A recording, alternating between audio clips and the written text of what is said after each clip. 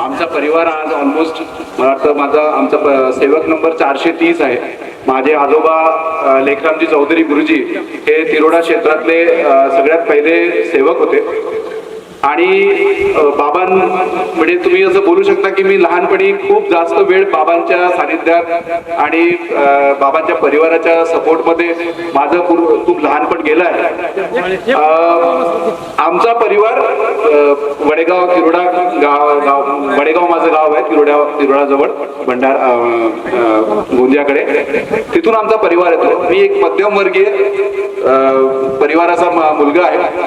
मी आज ज्या पण स्थितीत भंडाऱ्यामध्ये प्रॅक्टिस करतोय, काम करतोय, माझं हॉस्पिटल आहे, जे पण छोटं मोठं नाव असेल ते त्याचा सगळ्यात मोठा श्रेय मला आपला मार्ग आणि बाबांची शिकवण मी यालाच देतो.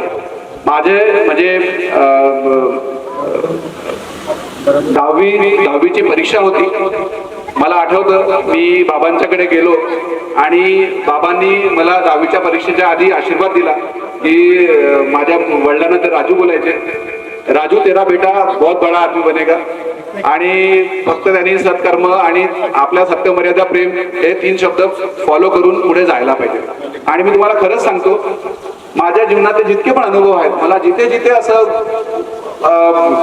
मुश्किलचा समय वेळ येत गेला, डिफिकल्ट टाइम्स येत गेले, पण बाबांनी कुठे ना कुठे माझ्यासाठी रस्ता हा मोकळा करत गेले. आणि ती असते आपल्या मागे, ती दैवी शक्ती बाबांची नेहमी आपल्या मागे असते. फक्त ती मला असं वाटतं ते मिळवण्यासाठी खऱ्या अर्थाने बाबांची सत्यमर्यादा प्रेम 4 तत्व 3 शुद्ध 5 नियम हे पाळायला पाहिजे.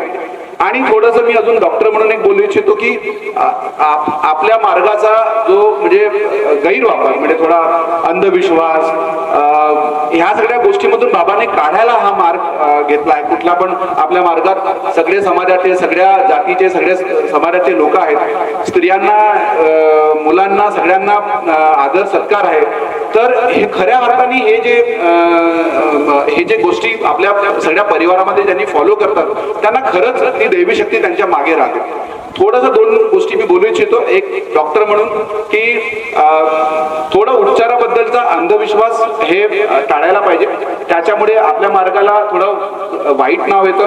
खूपदा उपचार करताना आपण उपचार पण करायचा आहे, बाबांचा आशीर्वाद पण घ्यायचा आहे, आपल्या मार्गदर्शकांचा पण नियम फॉलो करायचे आहेत. पण उपचार करताना कधी पण तुमचे जे पण डॉक्टर्स आहेत त्यांना समोर ठेवून त्यांचा सल्ला आणि आपला उपचार ह्या दोघांना सोबत जर तुम्ही चालू दिलं तर तुमचा जास्त फायदा होईल हे मला असं वाटतं.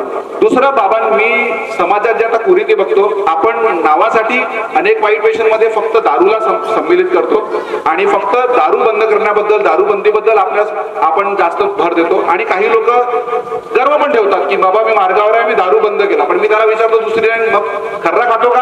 हा लागतो, फक्त खर्रा खातो बस.